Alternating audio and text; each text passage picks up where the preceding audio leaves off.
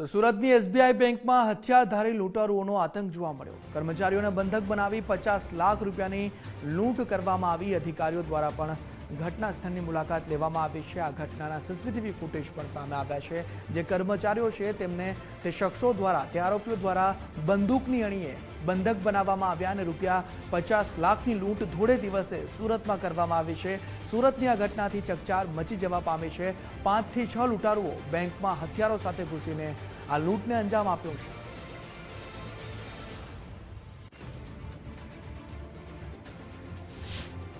ये तो मैंने सर जी घड़ी नहीं देखा, लमसम करीबन 1:30 बज रहा होगा ऐसा। अच्छा।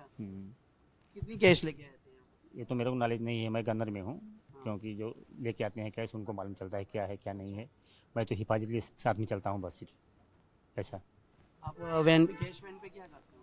मैं गनर हूँ, मैं हाँ मैं गनमैन हूँ। इसके लिए भाई हमको नहीं नॉलेज है कि क्या लेके जाते हैं क्या देते हैं। हाँ मैं साथ में चलता हूँ। अच्छा बताइए, जब आप यहाँ पर कैश लेके आए उस दौरान क्या हुआ? जब मैं कैश लेके आया मेरा कैश अंदर गया। मेरा एक भाई वो भी गनमैन है, वो ले जाके उनको वहाँ छोड़ा। वो लोग अंदर गए, फिर वो वापस आया। उसके बाद थोड़ा देर बाद ऐसा हुआ कि बोले कि यहाँ ऐसा ऐसा हो गया है। बाकी कोई ऐसा बूमी बुमा नहीं हुआ, चिल्लम चिल्ले भी नहीं हुआ। बाद में वो 10 आबादी 10 किसी को भागते हुए देखा तो बोला भाई हम लोग किसी को भागते लोग भाग रहे थे?